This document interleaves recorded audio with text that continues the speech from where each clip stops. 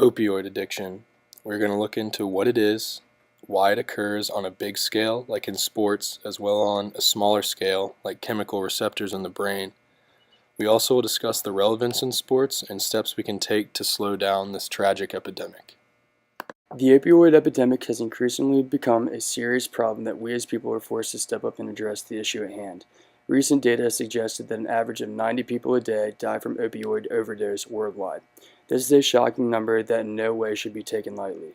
To shed light on the prevalence of opioid misuse, a recent study has conducted by the Federal Substance Abuse and Mental Health Services Administration claimed that more people misuse prescription opioids at 37.8% than the amount of people who use tobacco products, which is at 31.1%. If you think about that statistic on a global scale and keep in mind how many people you see smoking cigarettes or dipping around this campus alone, you should acknowledge the overwhelming issue at hand. Once you understand the importance of the problem, you then might ask yourself, how did this begin in the first place? Well, first you must realize the discrepancies between technologies available in evaluating drugs and their specific effects between the early 1990s and what we have at our disposal now. This opioid dependence didn't just pop up out of nowhere. In the early 1990s, the pharmaceutical companies all figured out that administering opioids can dumb down and even numb patients from their injuries and pains associated with them. They assured the public that they would not see any addictive results after the administration, so naturally the amount of opioids prescribed nationwide increased dramatically.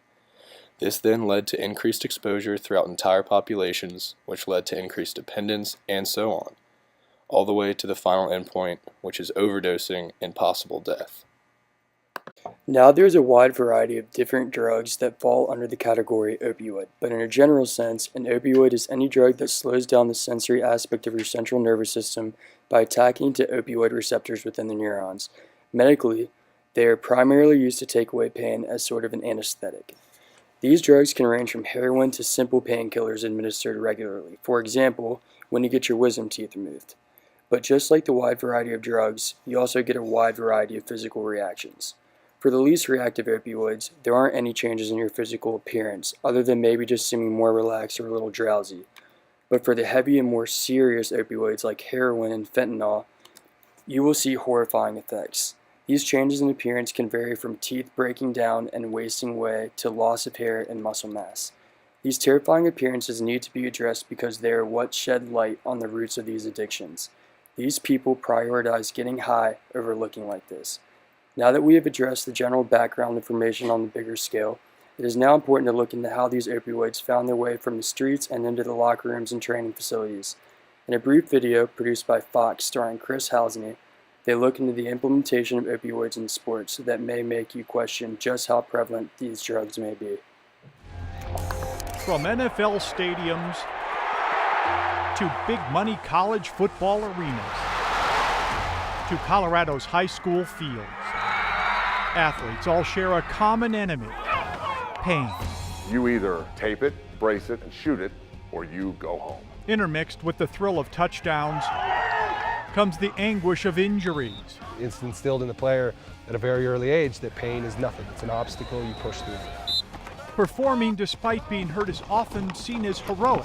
We got to be a warrior for our teammates. But players at major universities, both here in Colorado and around the nation, don't have to overcome injury with just guts. There are times that we may utilize an injection. An exclusive Fox 31 Denver investigation found training rooms handing out a vast array of numbing agents, narcotics, and a powerful, controversial drug called Toradol, or Ketorolac T. Developed to treat pain after surgery, Toradol is also an effective drug that entices injured college football players to get back in the game sooner. But handing it out in athletic training rooms has had some serious, costly side effects. So why do universities keep shooting it into players? We don't use Toradol. They did last year quite a bit. They can try, but tonight, coaches and trainers in the pain management game can't hide from the truth. It just feels like you're running everybody off instead of answering our questions about Toradol. Fox 31 Denver spent months fighting with more than a dozen universities over what kind of pain-killing medications they buy for their teams. and what kind of policies they have in place to protect the long-term health of these teenage athletes. You don't put an injured athlete out to play. A game is just not that important. So as of now, it may seem overwhelmingly obvious that opioids are dangerous and should not be misused. So why do people continue to do them? Here, we will look into the chemical side of opioids to what is actually going on in the brains of people who either are addicted or approaching it.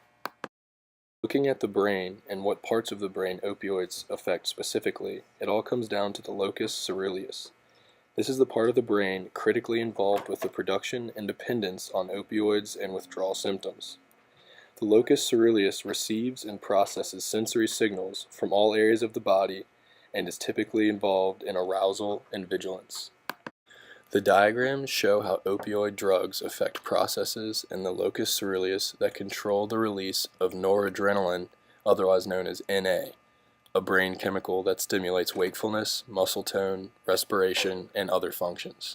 Normally, natural opiate-like chemicals produced by the body link to mu opioid receptors on the surface of neurons.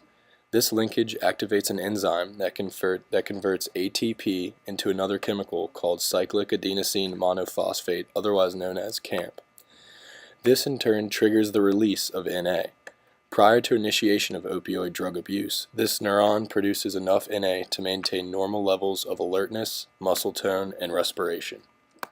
When heroin or another opioid drug links to these mu opioid receptors, they inhibit the enzyme that converts ATP into CAMP. As a result, less CAMP is produced, so less NA is released. Alertness, muscle tone, and respiration all drop, while the acute opioid effects of sedation and shallow breathing occur. With repeated heroin exposure, the neuron increases its supply of enzyme and ATP molecules. Using these extra raw materials, the neuron can produce enough CAMP to offset the inhibitory effect of the drug and release roughly normal amounts of NA despite the presence of the opioids. At this stage, the individual no longer experiences the same intensity of acute opioid effects as in early stages of abuse. These effects are known as tolerance. Now that we have discussed the body's chemical reaction to these types of drugs, we can start to apply this knowledge to real-life situations. For example, even one of the most critically acclaimed and beloved football players of all time, Hall of Famer Brett Favre, struggled with this opioid addiction. Here's a small clip from a very extensive interview with Brett conducted by Graham Bensinger that reveals the emotional dependence that he had accumulated throughout the years in the NFL on opioids, and specifically the drug Vicodin. Good. I read the book you wrote many years back, and I was really surprised by how open and honest you were about the Vicodin addiction, which also 96 same period. To what extent did you feel like at the time that you needed it to play well? I don't think I needed it. Well, it's been a long time, but I knew what I was doing. I knew that I didn't necessarily need it, but I sure liked the way it felt. And I knew it was wrong. How did it feel? Well, I tell people all the time that I took 15 Vicodin ES at one time, and they're like, "That didn't knock you out?" And I said, "It did totally the opposite. I was up. And that's kind of the way with addictions too. I mean, what it's supposed to do, it doesn't. So when you take 2 pain pills, you're knocked out and you don't feel pain. You wake up 4, 5, 6, 8 hours later. I would be up and just talking and I didn't want to sleep." Hearing from someone as seemingly invincible as Brett Favre explain how helpless he was to these drugs really should shed some light on just how serious this problem has become and just how addicting these drugs are. It is because of this that the solution to this epidemic is becoming more and more important. Unfortunately, you will never be able to completely get rid of this problem because it comes down to the moral compass and decisions made by the individual.